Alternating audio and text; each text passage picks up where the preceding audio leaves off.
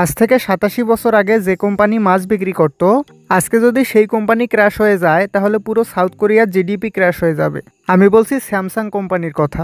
South কোরিয়ায় প্রেসিডেন্টের চেয়ে বেশি শক্তিশালী স্যামসাংয়ের চেয়ারম্যান, কারণ তিনি সেই দেশের 23% জিডিপি কন্ট্রোল করেন।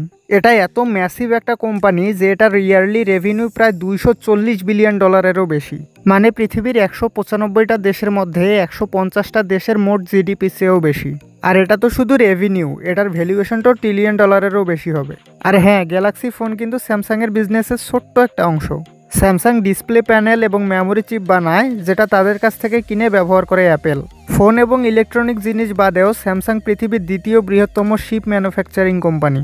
আর কনস্ট্রাকশনের দিক থেকে তো এটা ধারের কাছেও অন্য কেউ নেই। আপনি জেনে অবাক হবেন, পৃথিবীর সবচেয়ে উঁচু বিল্ডিং বুর্জ খালিফাও স্যামসাং কোম্পানি বানিয়েছে। তাছাড়া স্যামসাং কোরিয়ার লার্জেস্ট ইন্স্যুরেন্স কোম্পানি। আর কোরিয়ানরা তো জন্ম থেকে মৃত্যু পর্যন্ত স্যামসাংয়ের কাছেই বন্দী, কারণ তারা জন্মগ্রহণ করে স্যামসাংয়ের হসপিটালে।